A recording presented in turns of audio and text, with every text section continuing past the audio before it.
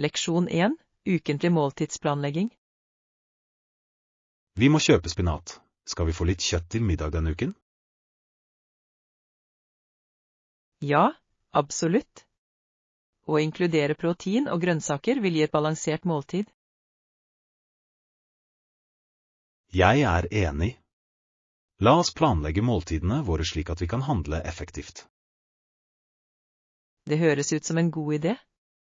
Å ha en plan sparer tid og penger. I tillegg sikrer det at vi spiser sunt gjennom uken. Ja, og vi kan prøve nye oppskrifter for å holde ting interessant. Jeg gleder meg til å eksperimentere på kjøkkenet sammen. Jeg også. La oss gjøre denne uken deilig og næringsrik. Sammen skal vi lage noen fantastiske måltider. Leksjon 2. Desemberfestligheter.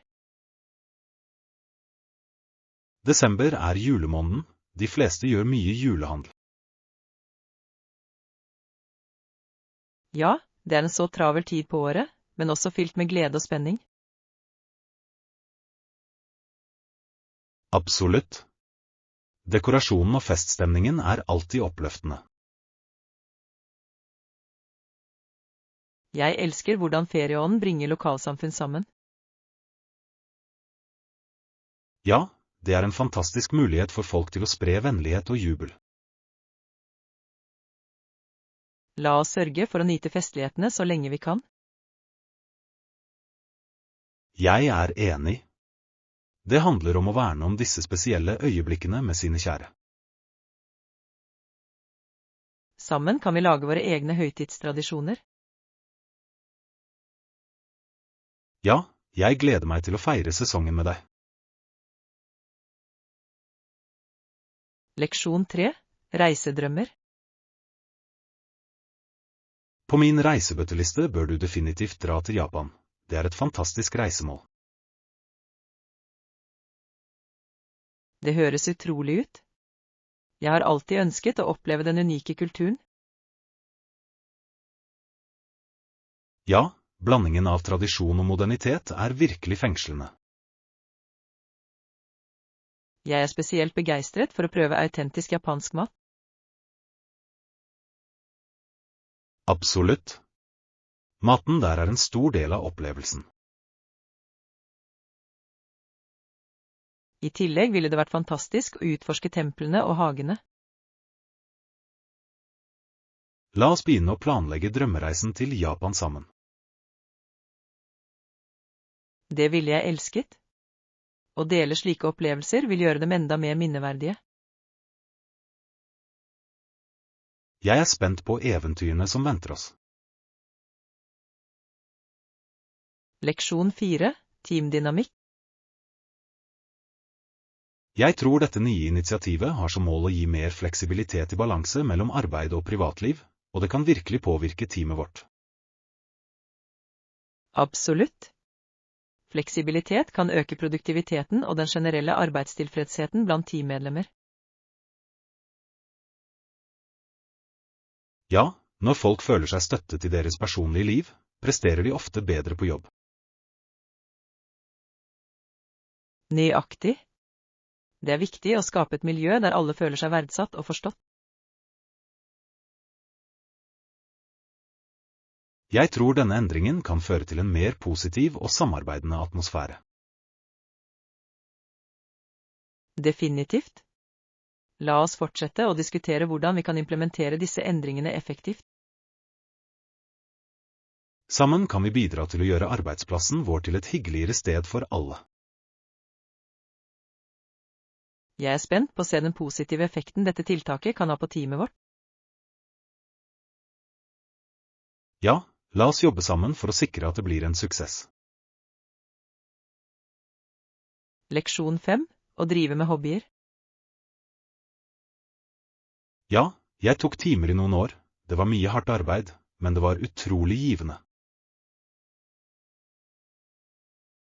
Det er imponerende.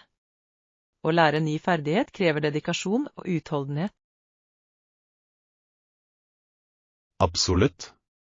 Jeg likte utfordringen, og den hjalp meg personlig å vokse. Jeg beundrer engasjementet ditt. Hva lærte du i løpet av disse timene? Jeg lærte mye om disiplin og viktigheten av praksis. Dette er verdifulle lærdommer som kan brukes på mange områder i livet. Ja, og det åpnet også nye muligheter for meg til å komme i kontakt med andre. Det er fantastisk. Hobbyer kan være en fin måte å møte likesinnede på. Jeg vil gjerne høre mer om dine erfaringer med å lære nye ting. Leksjon 6. Fremtidige ambisjoner. Hei, jeg har tenkt på fremtiden vår i det siste. Har du lagt noen planer? Ja, jeg har vurdert noen alternativer, men ingenting er satt i stein ennå. Det er forståelig. Det er godt å holde alternativene våre åpne mens vi utforsker. Nøyaktig. Jeg tror det er viktig å være fleksibel og åpen for nye muligheter. Jeg er enig. Å ha en visjon for fremtiden kan veilede oss i å ta beslutninger. Ja, og det hjelper å diskutere tankene våre for å klargjøre målene våre. La oss holde hverandre oppdatert på planene våre slik at vi kan støtte hverandre. Det vil jeg gjerne. Det er alltid nyttig å ha noen å dele ideer med. Sammen kan vi navigere våre veier og oppnå våre drømmer. Leksjon 7. Fellesskapsforbindelser. Så, Mark, hvor er du opprinnelig fra? Jeg er opprinnelig fra liten by på landsbygda, langt unna byen. Det høres sjarmerende ut. Jeg ser for meg at å vokse opp der hadde sine egne unike opplevelser.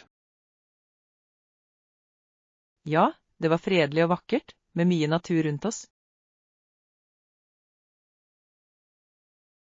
Jeg kan se hvordan det ville forme perspektivet ditt på livet. Definitivt. Det lærte meg å sette pris på de enklere tingene. La oss dele mer om vår bakgrunn. Det er fascinerende å lære av hverandre.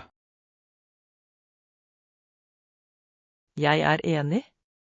Våre ulike erfaringer kan gi verdifull innsikt.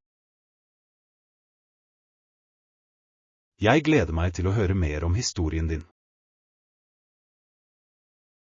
Leksjon 8. Viktigste dagligvarer. Det er godt å høre. Har du epler? Ja, det gjør vi. Vi har røde og grønne epler tilgjengelig. Perfekt.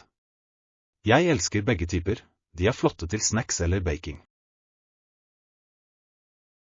Absolutt. Epler er så allsidige og sunne også. La oss sørge for å ta noen til vår neste oppskrift. Ja, og vi bør også sjekke om vi trenger noen annen frukt. Flott idé. En rekke frukter kan holde måltidene våre interessante.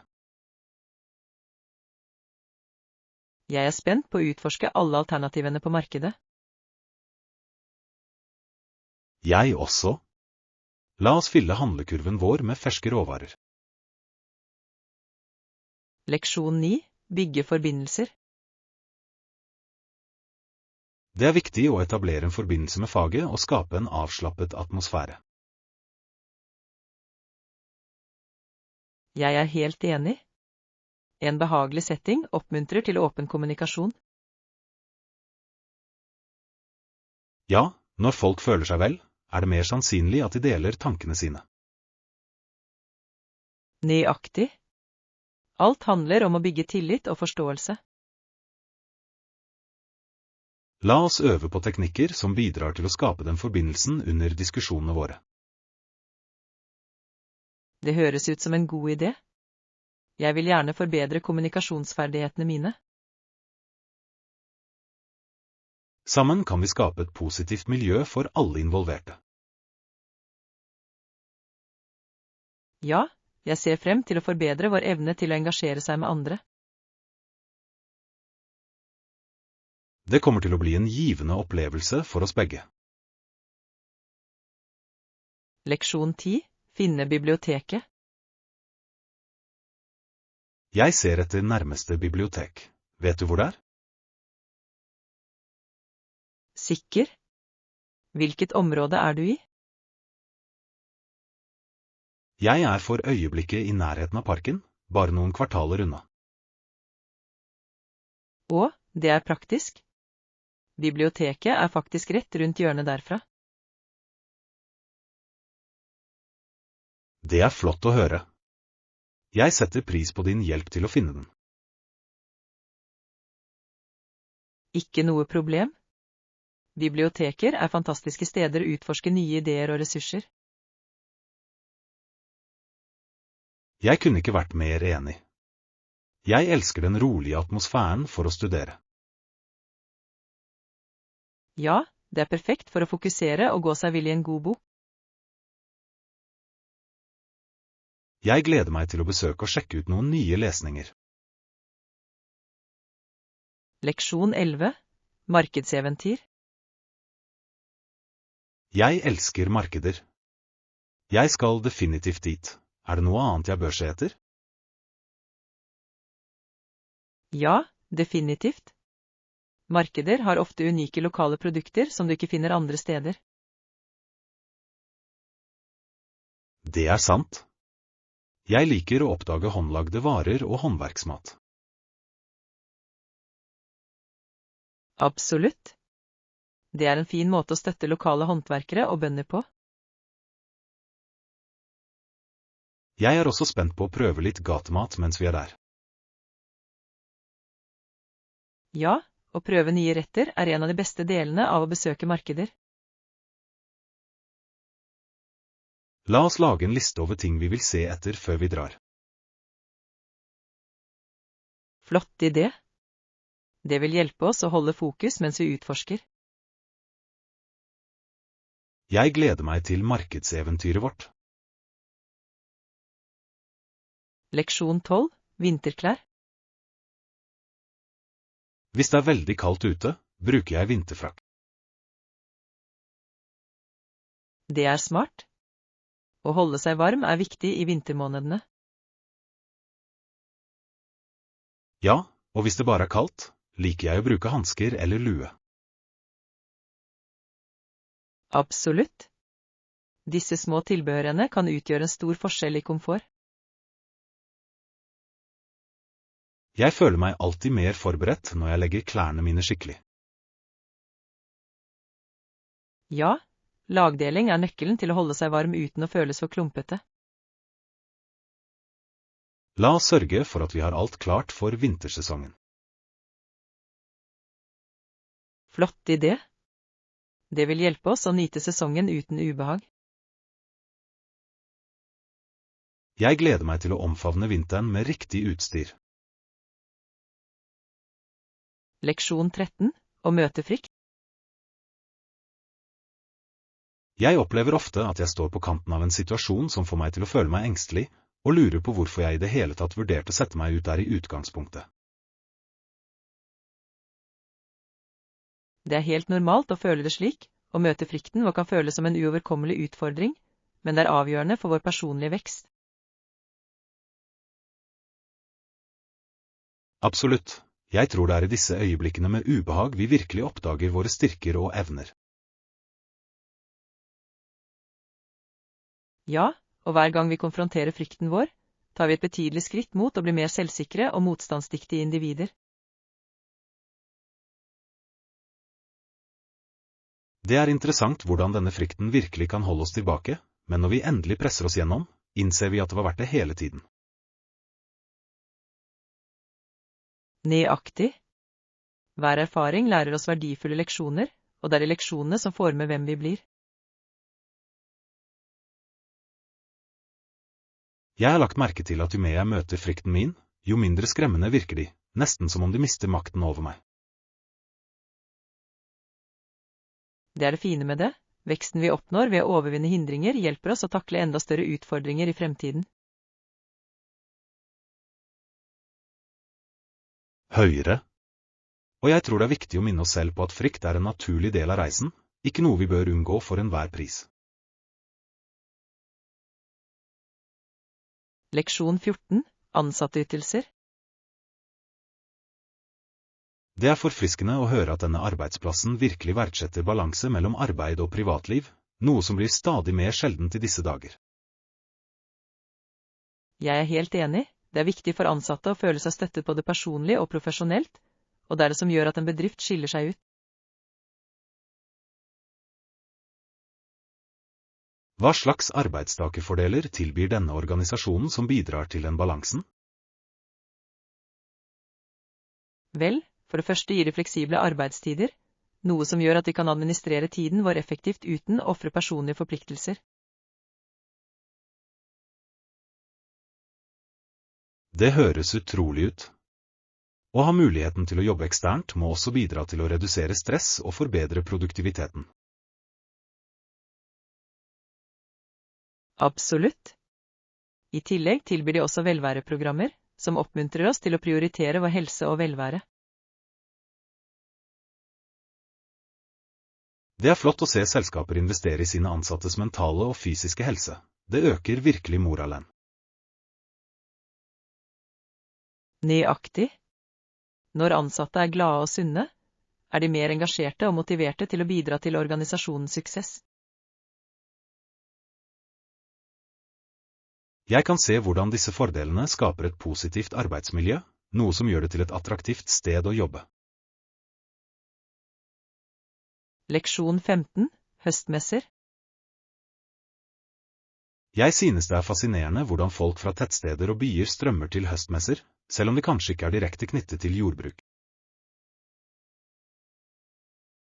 Det er sant. Høstmesser tilbyr en unik blanding av nostalgi og fellesskapsånd som trekker alle inn. Variasjonen av opplevelser, fra den deilige maten til de spennende turene, fanger virkelig essensen av høsten. Ja, og håndverket og de lokale produktene som vises fremhever kreativiteten og talentet i disse bondesamfunnene. Det er en fantastisk måte å holde tradisjoner i live og la byboere sette pris på livet på landsbygda, selv om det bare er for en helg. Absolutt. Messene skaper en følelse av sammenheng, og bygger bro mellom urbane og landlige livsstiler. I tillegg er det noe magisk med atmosfæren, med latter og glede som fyller luften når familier kommer sammen. Faktisk. Det er en feiring av fellesskapet, som minner oss om de enkle gledene i livet og viktigheten av samhold. Jeg tror det er grunnen til at disse arrangementene fortsetter å trives. De tilbyr en flukt og en sjanse til å koble sammen med røttene våre igjen. Leksjon 16. Byresiliens. Etter å ha vært beleiret i 18 år, er det bemerkelsesverdig å se hvordan en by fortsatt kan trives med en slik vitalitet og håp. Det er virkelig inspirerende. Fellesskapets motstandskraft sier mye om deres besluttsomhet og ånd. Ja, til tross for utfordringene har folk beholdt en følelse av identitet og stolthet over byen sin. Det er et vitnesbyrd om deres styrke. De har ikke bare overlevd, men har også funnet måter å blomstre på mot oddsen. Det er fascinerende hvordan motgang noen ganger kan få frem det beste i mennesker, fremme enhet og kreativitet. Absolutt. Viljen til å gjenoppbygge og forbedre sine omgivelser er en kraftig motivator. Jeg tror at håpet de bærer på er det som holder byen i live, driver fremgang og innovasjon. Ja, og historien deres tjener som en påminnelse om at selv i de mørkeste tider er det alltid et lys som veileder oss fremover. Jeg tror det er derfor det er viktig å dele disse narrativene. De inspirerer andre som står overfor sine egne vanskeligheter til å holde ut. Leksjon 17. Busstoppmøter. Av og til, når jeg kommer for sent eller blir fanget i regnet, befinner jeg meg på busstoppet i nærheten av huset ditt, og føler meg litt malplassert. Det er interessant hvordan de små øyeblikkene kan føre til uventede møter, er det ikke? Definitivt. Det er morsomt hvordan noe så enkelt som å vente på en buss kan skape en sjanse for samtale. Ja, og disse øyeblikkene fører ofte til dypere forbindelser, slik at de kan dele deler av livene våre. Jeg synes det også fremhever livets uforutsigbarhet. Vi vet aldri hvem vi kan møte eller hva vi kan lære. Nøyaktig. Hver interaksjon har potensial til å berike våre erfaringer og utvide våre perspektiver. Jeg antar at det minner oss om å være åpne for verden rundt oss, selv i de mest verdslige situasjoner. Absolutt. Det er skjønnhet i det vanlige, og noen ganger skjer de mest meningsfulle øyeblikkene når vi minst venter dem. Det er en flott påminnelse om å omfavne spontanitet og tillate oss selv å få kontakt med andre. Leksjon 18. God avtale. Da jeg hørte om tilbudet for 2 netter til en så rimelig pris, tenkte jeg at det var for godt til å være sant. Jeg vet hva du mener. Slike tilbud er vanskelig å få tak i, spesielt i populære turistområder. Det gjør det så mye mer attraktivt å planlegge en ferie når du finner noe budsjettvennlig. Absolutt. En god deal kan åpne opp for så mange muligheter, slik at de kan utforske nye steder uten å tømme banken. Jeg tror det er viktig å utnytte slike muligheter, spesielt når de dukker opp uventet. Ja, og spenningen ved å planlegge en tur forsterkes når du vet at du får mye for pengene.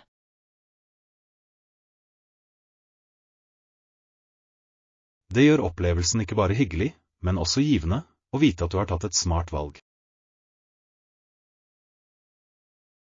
Nøyaktig. I tillegg gir det sjansen til å skape varige minner uten stress med økonomisk belastning.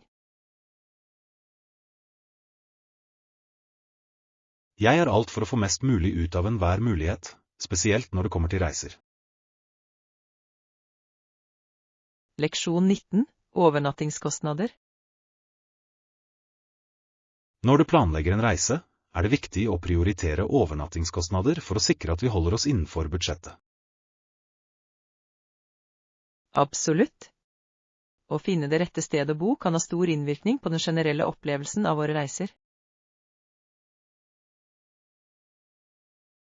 Det er ofte lurt å vurdere vandrehjem eller budsjettvennlige hoteller, spesielt når du reiser til populære destinasjoner. Ja, og mange vandrehjem tilbyr unike opplevelser og sosiale muligheter som hotellet kanskje ikke gir. I tillegg betyr ikke det å ofre komforten å bo på et rimelig overnattingssted. Mange er ganske koselige og godt plassert. Nøyaktig. Det handler om å finne en balanse mellom kostnad og bekvemmelighet, for å sikre at vi får mest mulig ut av oppholdet vårt.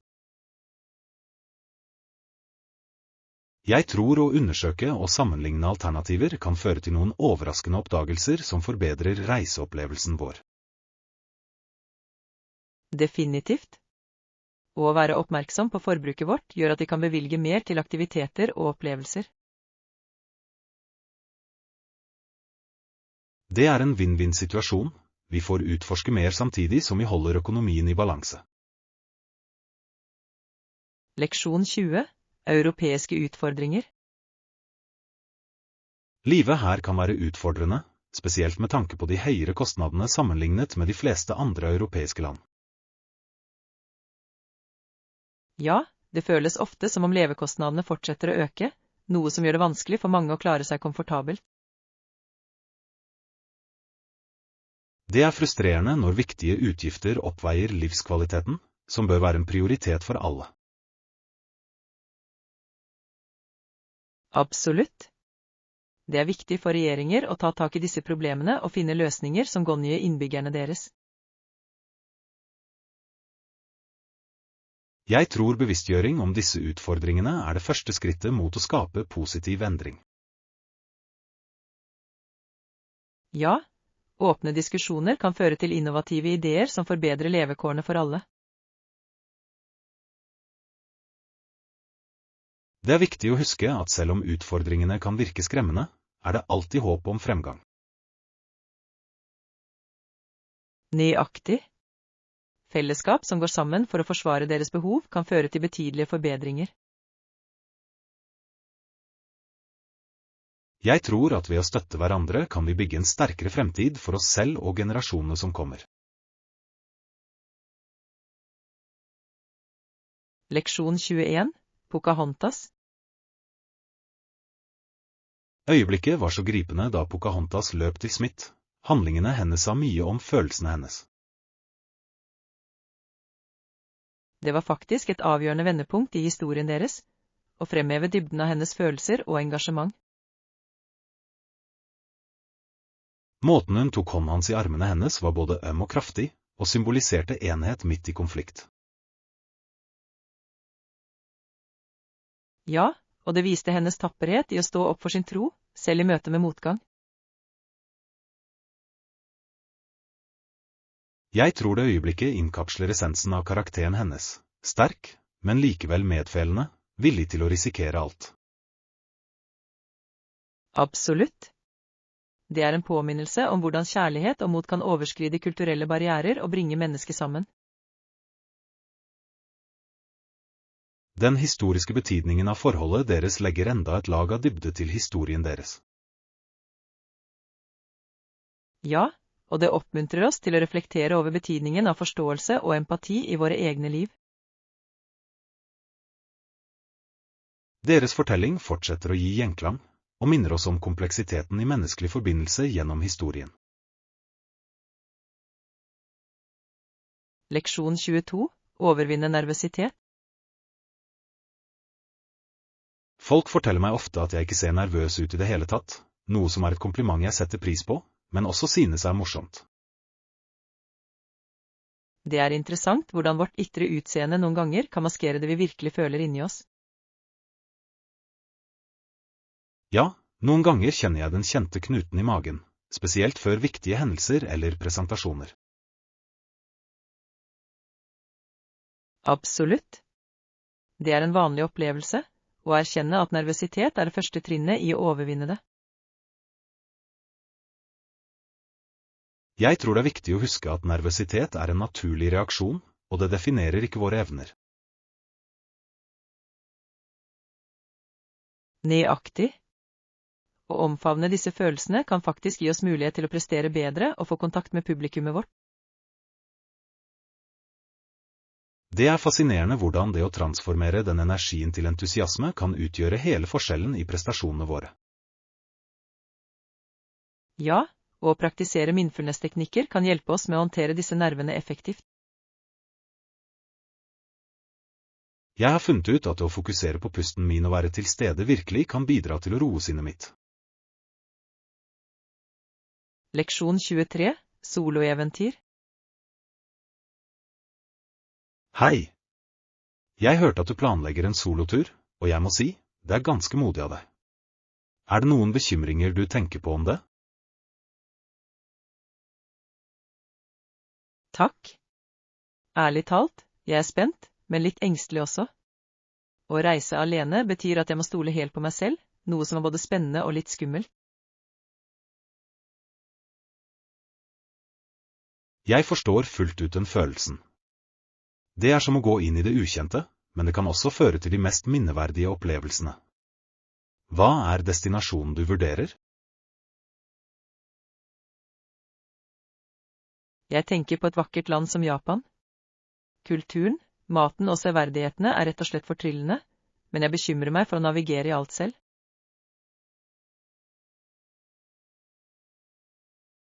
Japan er et utrolig valg.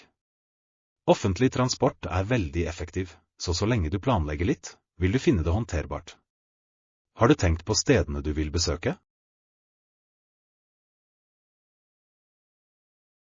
Ja, jeg vil gjerne se Kyotos templer og kanskje til og med utforske de travle gatene i Tokyo.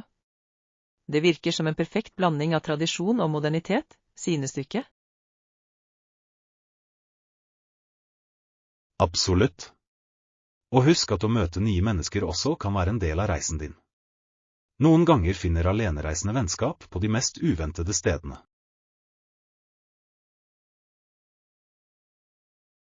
Det er sant, og jeg antar at å dele erfaringer med reisende kan gjøre turen enda mer berikende. Jeg håper bare gå ut av komfortsonen min.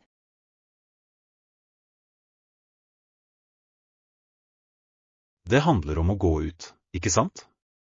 Hver utfordring du møter vil hjelpe deg å vokse. I tillegg kommer du tilbake med historier som vil inspirere andre til å begi seg ut på sine egne eventyr. Leksjon 24. Duftfusjon. Absolutt, du kan blande forskjellige duftoljer for å skape unike dufter og farger, som gir en spennende dimensjon til prosjektene dine. Har du noen gang prøvd det før? Det har jeg ikke, men det høres fascinerende ut. Jeg ser for meg å blande forskjellige oljer kan resultere i noe helt spesielt. Hvilke kombinasjoner synes du fungerer best sammen? En klassisk kombinasjon er lavendel og vanilje, de utfyller hverandre vakkert. Den beroligende duften av lavendel blandet med sødmen av vanilje skaper en beroligende atmosfære. Det høres herlig ut. Jeg kan allerede forestille meg hvor vakkert det ville vært i et stearinlys. Men hva med noe mer eventyrlig? For en dristigere blanding, prøv å kombinere sitrusdufter som sitron eller appelsin med et hint av mynte. Det kan være forfriskende og oppkvikkende, perfekt for å løfte humøret ditt. Wow, Absolutt. det høres ut som et utbrudd av Start med en energi. grunnnote, legg Jeg deretter vil til gjerne mellom- og eksperimentere med toppnoter disse gradvis. kombinasjonene. På denne Har du måten noen kan du tips finne for å den perfekte balansere balansen duftene? uten å overvelde sansene dine. Det er et godt råd. Så, hvis jeg skulle lage en duft for avslapping, hva ville du foreslå? For avslapping bør du vurdere å bruke kamille som base, med noter av sandeltre og et snev av bergamott. Den skaper en beroligende og fredelig duft som er perfekt for å slappe av. Leksjon 25. Drømmedestinasjoner. Du kan nyte Costa Rica eller Bali, begge høres fantastisk ut. Hvordan foreslår du å velge mellom de to? Det er et vanskelig valg. Jeg har hørt fantastiske ting om strendene på Bali, men Costa Rica er kjent for sitt utrolige biologiske mangfold. Hva synes du? Hvis du er interessert i eventyr og natur, kan Costa Rica være det bedre alternativet. Regnskogene og dyrelivet er fantastisk, pluss at det er mange utendørsaktiviteter å prøve. Det er sant. Jeg elsker å gå tur og utforske nye miljøer. Men igjen, Bali har en så rik kultur og fantastiske landskap som er vanskelig å motstå.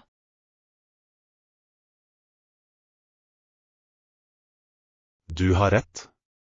Balis templer og risteraser er ikoniske. Hvis du leter etter en blanding av avslapping og kultur, kan Bali være sted å gå. Nøyaktig. Kanskje jeg bør vurdere hvilke aktiviteter jeg vil prioritere. Hvis jeg lener meg mot avslapping, kan Bali være bedre, men for eventyr ringer Costa Rica meg.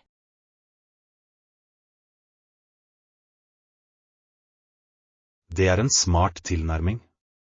Du kan til og med se på å kombinere begge. Bruk noen dager i den ene og reis deretter til den andre. Det høres perfekt ut.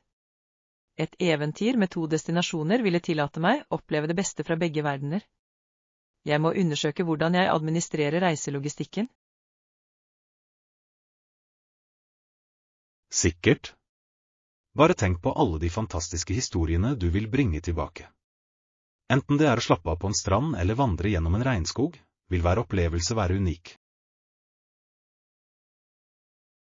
Leksjon 26. Historiske refleksjoner. Før barna ble voksne døde mange mødre i fødsel, og det var en utfordrende tid for familier. Hvordan tror du dette formet den sosiale dynamikken i den tiden? Det må ha skapt en betydelig innvirkning. Familier stolte ofte sterkt på mødrene, så deres fravær ville ha etterlatt et stort tomrom. Hvordan tror du fedre taklet dette? Vel, i disse tider påtok ikke fedre vanligvis de oppdragende rollene som de gjør i dag. De ble ofte overlatt til å klare seg alene, noe som har vært utrolig vanskelig for dem. Absolutt. Det er fascinerende å tenke på hvordan samfunnets forventninger har utviklet seg. I dag deler begge foreldrene ansvaret mer likt.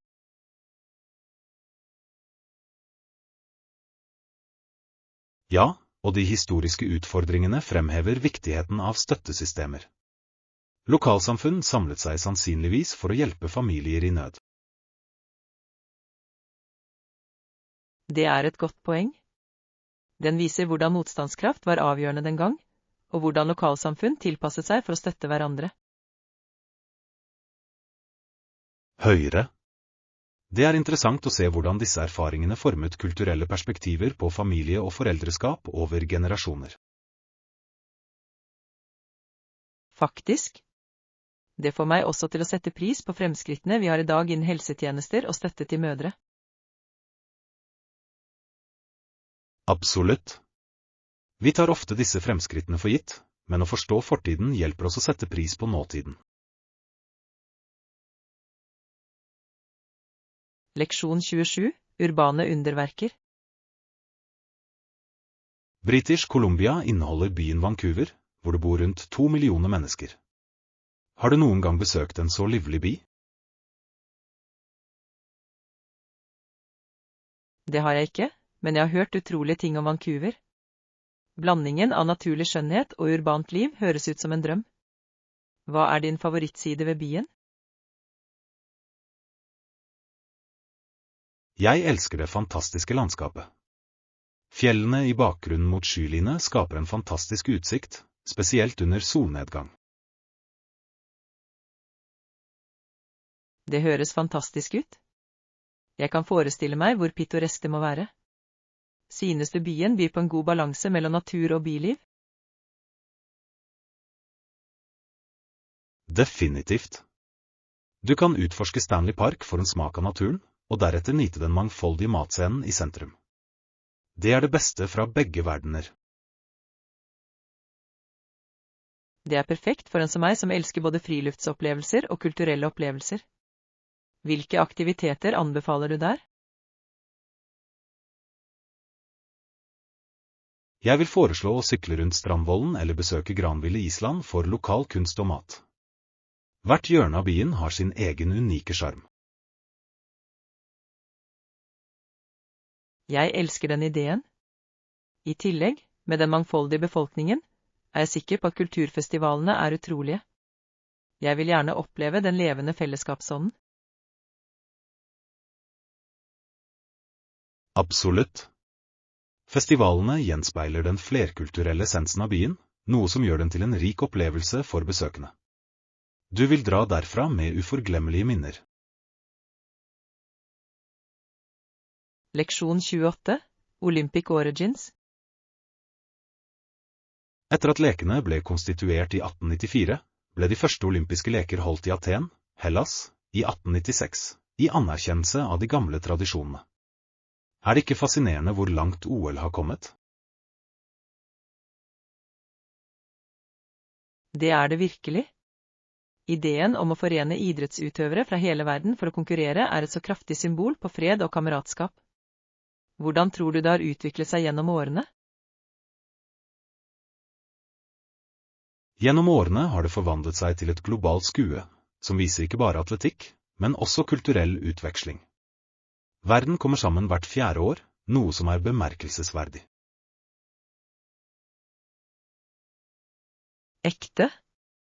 Og det er interessant å se hvordan idrettene inkludert også har endret seg, noe som gjenspeiler samfunnsinteresser og fremskritt. Nøyaktig. Nye idretter blir stadig lagt til, som tar vare på de utviklende interessene til yngre generasjoner. Det holder OL friskt og relevant. Jeg beundrer også hvordan lekene fremmer atletisk dyktighet. De inspirerer utallige individer til å forfølge drømmene sine, uavhengig av bakgrunn. Høyre. Historiene om idrettsutøvere som overvinner utfordringer kan være utrolig motiverende. Det handler om mer enn bare medaljer, det handler om motstandskraft og besluttsomhet. Absolutt. OL fremhever også viktigheten av sportsånd og fair play, som er avgjørende verdier i samfunnet vårt.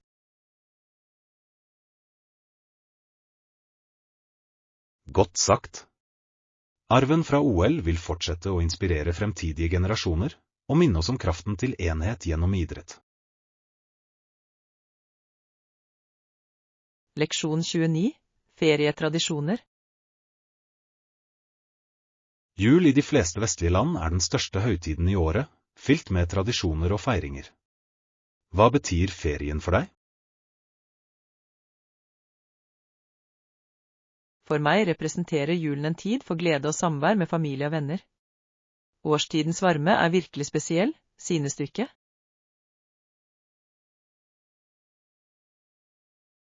Absolutt. Ånden til å gi og dele er det som gjør det meningsfullt. Det er hjertevarmende å se folk komme sammen for å feire. Ja. Jeg elsker hvordan lokalsamfunn lyser opp med dekorasjoner og festligheter. Det skaper en så magisk atmosfære som er vanskelig å motstå. Og la oss ikke glemme maten.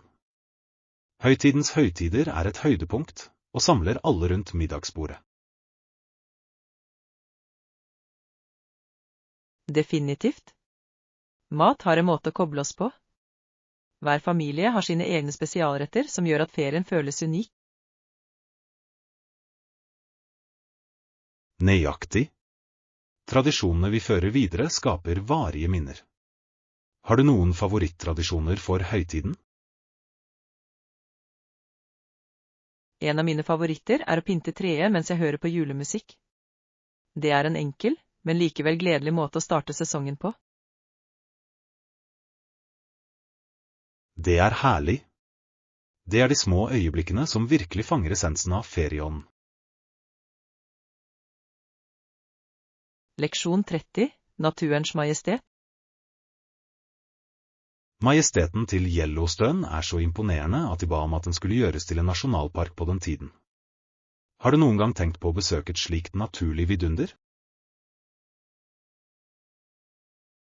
Jeg har. Yellowstone har en spesiell lokke med sine geotermiske egenskaper og varierte dyreliv.